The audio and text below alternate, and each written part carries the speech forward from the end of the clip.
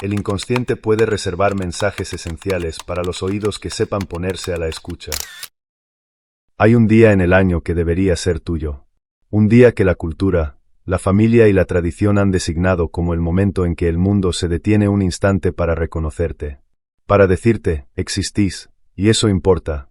Un día con tu nombre escrito en él desde antes de que pudieras leer. Y sin embargo, hay personas que cuando ese día llega, lo minimizan. Lo ignoran. Lo dejan pasar como si fuera cualquier martes. Que ante la pregunta de qué van a hacer para su cumpleaños responden con un encogimiento de hombros y algo parecido a, no es para tanto. Que sienten una incomodidad genuina cuando alguien les canta el feliz cumpleaños. Que preferirían, honestamente, que nadie se enterara. La pregunta fácil es, ¿por qué? La respuesta fácil es, son introvertidos, o modestos, o simplemente no les gustan las fiestas. Pero esas respuestas no llegan a ningún lugar interesante. Y la psicología profunda, la que Carl Jung pasó décadas construyendo desde las profundidades del inconsciente humano, sugiere que lo que ocurre en esas personas es algo mucho más complejo, más revelador y más universal de lo que cualquiera de nosotros estaría cómodo admitiendo. Porque no festejar el propio cumpleaños no es una preferencia estética. Es un síntoma. No en el sentido patológico de la palabra. En el sentido que Jung le daba, una manifestación visible de algo que ocurre en un nivel más profundo. Una pista, una puerta entreabierta hacia una habitación interior que muy pocas personas se permiten explorar. Carl Jung escribió algo que parece simple hasta que te sientas con ello el tiempo suficiente, hasta que lo inconsciente se vuelva consciente, dirigirá tu vida y tú lo llamarás destino. Esta frase no habla de fenómenos místicos ni de fuerzas sobrenaturales.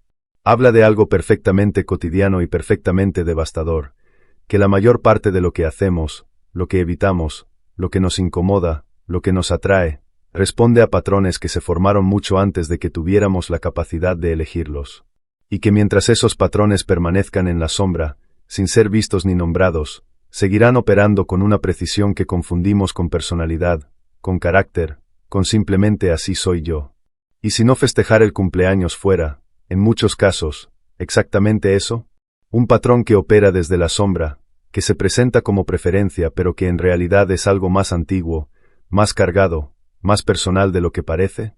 Empecemos por lo que el cumpleaños representa antes de analizar por qué algunas personas lo rechazan. El cumpleaños es, en su estructura más fundamental, un ritual de reconocimiento. Es el día en que la comunidad, el grupo, las personas que importan, se detienen colectivamente para decirle a un individuo, te vemos. Tu existencia tiene valor suficiente como para que dediquemos tiempo, atención y celebración a ella. En culturas de todo el mundo y en épocas muy distintas, los ritos de paso y los aniversarios de nacimiento han cumplido exactamente esa función. No es un invento moderno del capitalismo del consumo, aunque el capitalismo del consumo lo haya apropiado y mercantilizado. Es algo más antiguo, más humano. Es el grupo diciéndole al individuo, perteneces aquí. Y cuando una persona siente incomodidad ante ese reconocimiento, cuando lo minimiza, cuando lo evita, Jung preguntaría, ¿qué aprendió esta persona sobre ser vista? ¿Qué le enseñó su historia sobre lo que ocurre cuando ocupa el centro? ¿Qué le dijeron, con palabras o sin ellas, sobre si su existencia merece celebración? Porque el rechazo al cumpleaños raramente tiene que ver con el cumpleaños. Tiene que ver con todo lo que el cumpleaños activa. Jung desarrolló el concepto de la sombra como el repositorio de todo lo que hemos rechazado de nosotros mismos. No solo las partes oscuras, como se malentiende popularmente. También las partes luminosas. Las partes que en algún momento aprendimos que no eran seguras de mostrar. La alegría desbordante, si crecer en un ambiente donde la alegría era sospechosa o castigada. La necesidad de atención, si expresarla tuvo consecuencias. El deseo de ser visto, si la visibilidad en la infancia significó crítica, burla o decepción. Hay personas que aprendieron, muy temprano, que ocupar espacio era peligroso. Que pedir atención era una forma de carga para los demás. Que sus necesidades, expresadas, generaban incomodidad o rechazo. Y esas personas desarrollaron una estrategia de supervivencia emocional que con el tiempo se volvió tan natural, tan automática, que dejó de parecerse a una estrategia. Se convirtió en identidad. Me gusta pasar desapercibido. No soy de los que necesitan que los celebren. Los cumpleaños no son para mí. Pero debajo de esa identidad, según Jung, sigue viviendo algo. El niño que en algún momento quería ser visto y aprendió que era mejor no quererlo. El deseo de reconocimiento que fue tan repetidamente frustrado o castigado que terminó siendo enterrado en la sombra, donde no pudiera causar más dolor. Y cada año, cuando el cumpleaños llega, algo en ese nivel profundo se mueve. Algo que no tiene nombre fácil. Algo que se manifiesta como incomodidad, como el impulso de minimizar, como la resistencia a que el propio día sea reconocido. ¿Cuántas personas conoces que dicen que no les gustan los cumpleaños pero que, si eres honesto, puedes ver que en algún punto de la conversación esperan que alguien los contradiga? Que dicen que no importa si nadie recuerda la fecha, pero que si nadie la recuerda, ¿algo en ellos lo registra? Que minimizan el día públicamente pero que en privado, en silencio, sienten algo que no saben cómo nombrar cuando pasa sin ningún reconocimiento. Esa contradicción no es hipocresía. Es la sombra junguiana en acción. La parte que fue enterrada que sigue viva debajo de la parte que aprendió a no necesitar. Existe también otra dimensión que Jung exploró con profundidad, la relación con el tiempo y con la propia narrativa de vida. El cumpleaños no es solo un ritual social. Es un marcador temporal. Es el momento en que el calendario te obliga a hacer algo que la vida cotidiana generalmente permite evitar, mirar cuánto tiempo ha pasado. Contar. Y con ese conteo, inevitablemente, evaluar. ¿Dónde estoy respecto de donde pensaba que estaría? ¿Qué hice con este año? ¿Con estos años? ¿Quién soy ahora en comparación con quién creía que iba a ser? Para las personas cuya relación con el tiempo está cargada de duelo, de expectativas no cumplidas, de una distancia dolorosa entre el yo real y el yo imaginado, el cumpleaños no es una celebración. Es una auditoría. Una confrontación anual con todo lo que todavía falta, todo lo que ya no va a ocurrir, todo lo que el paso del tiempo ha ido llevándose sin reposición visible. Jung llamaba a esto el problema de la individuación en la segunda mitad de la vida. El momento en que la persona ya no puede seguir construyendo su identidad sobre las promesas del futuro y tiene que empezar a hacer las paces con lo que realmente es, con lo que realmente vivió, con la distancia entre el mapa que tenía y el territorio que encontró. Ese proceso es uno de los más difíciles y más necesarios de la existencia humana. Y el cumpleaños, cada año, lo toca, lo activa, lo pone sobre la mesa aunque nadie lo haya invitado. Entonces la persona que no quiere festejar puede estar, sin saberlo, evitando esa confrontación. Porque si no hay fiesta, no hay momento de detenerse. Si no hay celebración, no hay pausa obligada para mirar hacia atrás y hacia adelante. La vida sigue fluyendo hacia adelante sin ese punto de inflexión anual que el cumpleaños representa. Y en ese fluir continuo, sin marcadores, las preguntas más difíciles nunca llegan a formularse del todo. Pero hay una tercera dimensión, quizás la más sutil y la más reveladora, que tiene que ver con lo que Jung llamaba la persona. La máscara social. La identidad que construimos para funcionar en el mundo, que con el tiempo nos olvidamos que es una construcción y empezamos a creer que es quienes somos. Hay personas que han construido su persona alrededor de la modestia, la autosuficiencia, el no necesitar nada de nadie. Personas cuya identidad pública está tan anclada en ser los que dan sin pedir, los que están para otros sin requerir reciprocidad, los que no hacen grandes aspavientos por nada, que permitirse un día de reconocimiento propio amenaza esa construcción desde sus cimientos. Porque si festejas tu cumpleaños, si permites que otros te celebren, si ocupas el centro aunque sea por unas horas, estás admitiendo algo que la persona que construiste dice que no necesitas, que quieres ser visto, que tu existencia importa lo suficiente como para que sea festejada, que no eres completamente autosuficiente en el sentido emocional. Y esa admisión, para ciertas personas, es más aterradora que cualquier conversación incómoda que el cumpleaños pudiera generar. Jung advertía repetidamente sobre el peligro de identificarse demasiado con la persona, de confundir la máscara con el rostro.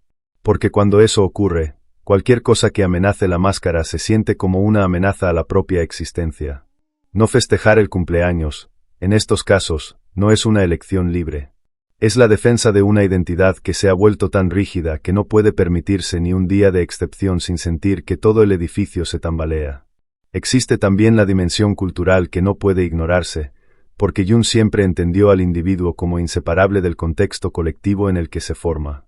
Hay familias donde el cumpleaños nunca fue celebrado con entusiasmo, donde era un día más, o donde las celebraciones eran fuente de tensión en lugar de alegría, donde las expectativas no cumplidas de ese día particular acumularon, año tras año, una carga asociativa que hizo del cumpleaños algo a evitar en lugar de algo a anticipar.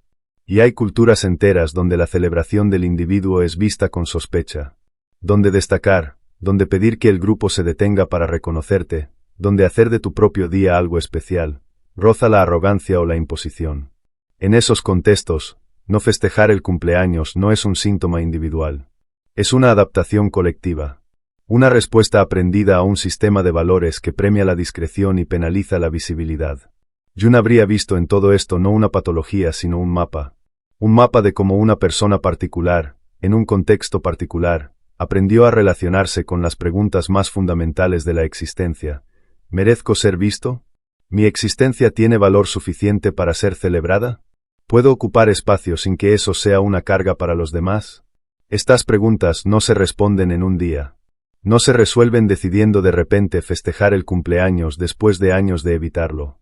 Pero hacerse consciente de que están ahí, de que operan debajo de la preferencia aparentemente simple de no querer fiesta, es exactamente el tipo de movimiento que Jung tenía en mente cuando hablaba de hacer consciente lo inconsciente. Porque una vez que ves el patrón, una vez que puedes nombrarlo y rastrearlo hasta su origen, deja de tener el mismo poder sobre ti. No desaparece de un día para el otro. Pero ya no puede presentarse simplemente como así soy yo. Tiene que justificarse. Tiene que mostrar sus razones. Y en ese proceso de justificación, algo se abre. Un espacio donde la elección real, no la respuesta automática, se vuelve posible. Hay personas que han hecho ese trabajo y han descubierto que debajo de no me gustan los cumpleaños había una historia específica. Un cumpleaños de infancia donde nadie vino. O donde sí vinieron pero la tensión familiar arruinó todo. O donde la atención recibida no fue la que necesitaban. O simplemente donde año tras año, el día llegó y pasó sin el peso de reconocimiento que en algún lugar secreto esperaban, y aprendieron a decirse que eso estaba bien. Que no necesitaban eso. Que eran mejores sin eso. Y hay personas que han descubierto que debajo de no me gustan los cumpleaños había algo más difícil todavía, el miedo a que si lo festejan, si permiten que sea un día especial, si levantan la expectativa, y nadie responde a esa expectativa con la intensidad suficiente, el dolor va a ser demasiado grande. Que es más seguro no querer nada que querer algo y que no llegue. Que la decepción anticipada es menos dolorosa que la decepción real. Esa es la lógica del corazón que aprendió a protegerse antes de que la herida ocurriera. Y es una lógica perfectamente comprensible. Y también es, como Jung diría, exactamente el tipo de armadura que termina pesando más que la herida que protege. El cumpleaños, entonces, no es solo un día. Es una pregunta anual que el tiempo le hace a cada persona. ¿Cómo estás con tu propia existencia? ¿Con el espacio que ocupas en el mundo? ¿Con tu derecho a ser reconocido, celebrado, visto? Y la respuesta que cada persona da a esa pregunta, ya sea con una fiesta, con un gesto pequeño, con silencio o con la urgencia de que el día pase lo más rápido posible, dice algo verdadero sobre cómo esa persona se relaciona consigo misma. Sobre qué tan profundamente ha integrado, o no, la idea de que su existencia no necesita justificarse para merecer celebración. Jung escribió hacia el final de su vida algo que suena casi sencillo pero que contiene décadas de trabajo clínico y de exploración interior. El conocimiento de uno mismo es la tarea más difícil que existe, porque implica no solo la mente sino también el corazón. No festejar el cumpleaños puede ser muchas cosas. Puede ser una preferencia genuina. Puede ser introversión. Puede ser una elección consciente y libre de alguien que simplemente no conecta con ese tipo de ritual. Pero también puede ser la sombra. La persona. El niño que aprendió que era mejor no querer. La armadura que pesa más que la herida. La pregunta que nunca se termina de hacer porque hacerla completamente requeriría escuchar la respuesta. Y si alguna vez, en un momento de honestidad tranquila, te has preguntado por qué ese día en particular te produce más incomodidad que alivio, más urgencia de que pase que ganas de que se quede, quizás vale la pena detenerse ahí. No para encontrar una respuesta inmediata, sino para dejar que la pregunta haga lo que las buenas preguntas hacen, iluminar, lentamente, lo que siempre estuvo ahí pero nunca tuvo luz suficiente para ser visto. Porque tal vez, solo tal vez, lo que más necesitas celebrar no es el año que pasó. Es que sigues aquí para verlo. Hay una última dimensión que vale la pena explorar, quizás la más íntima de todas. Jung observó a lo largo de décadas de trabajo clínico que la relación que una persona tiene con su propio cumpleaños tiende a reflejar, con una fidelidad casi matemática, la relación que tiene con el propio valor. No el valor en el sentido de logros o de lo que se ha hecho. El valor en el sentido más fundamental, el derecho a existir y a ser reconocido simplemente por existir, sin necesidad de haber ganado ese reconocimiento con ningún mérito particular. Ese es el núcleo de lo que el cumpleaños celebra, cuando se lo celebra de verdad. No los logros del año. No las metas alcanzadas ni las versiones mejoradas de uno mismo. La existencia pura y simple. El hecho de que este ser particular, con sus contradicciones y sus cicatrices y sus partes sin resolver, sigue aquí. Sigue eligiendo estar. Y eso, por sí solo, merece ser reconocido. Para las personas cuya relación con el propio valor es incondicional, esa celebración es natural. No necesita justificarse. Para las personas cuya relación con el propio valor es condicional, que aprendieron que son dignas de amor y reconocimiento solo cuando cumplen ciertos estándares, cuando son suficientemente útiles, suficientemente exitosas, suficientemente todo lo que se les pidió que fueran, el cumpleaños genera una incomodidad que no saben nombrar del todo. Porque el cumpleaños celebra lo incondicional. Y lo incondicional, para quien no lo conoció de pequeño, puede sentirse falso. Puede sentirse como algo que no merece. Jung llamaba a este patrón la herida del valor condicional. Y decía que sanarla no requería convencerse racionalmente de que uno vale. Requería algo más difícil y más lento, la experiencia repetida de ser visto, aceptado y reconocido sin tener que ganarlo. Sin tener que justificarlo. Sin tener que hacer nada más que estar presente. Y el cumpleaños, en su forma más simple y más auténtica, es exactamente eso. Una oportunidad anual de recibir ese reconocimiento sin condiciones. De dejar que alguien te diga que el mundo es mejor porque estás en él, no porque hayas hecho algo extraordinario ese año, sino porque simplemente seguís aquí. Para quien fue herido en ese lugar exacto, recibir eso puede ser más difícil que cualquier desafío externo. Puede activar una incomodidad que no tiene lógica aparente. Puede generar el impulso de desviar la atención, de minimizar, de reírse de uno mismo antes de que el reconocimiento pueda aterrizarse del todo. Jung no habría pedido que esa persona se forzara a festejar. Habría pedido algo más delicado, que se permitiera notar la incomodidad. Que se quedara con ella un momento, sin escapar. Que le preguntara de dónde viene y que escuchara, con paciencia, lo que tiene para decir. Porque esa incomodidad, como todas las incomodidades que vienen del interior, no es el enemigo. Es el mensajero. Y los mensajeros, una vez que entregan su mensaje, ya no necesitan quedarse.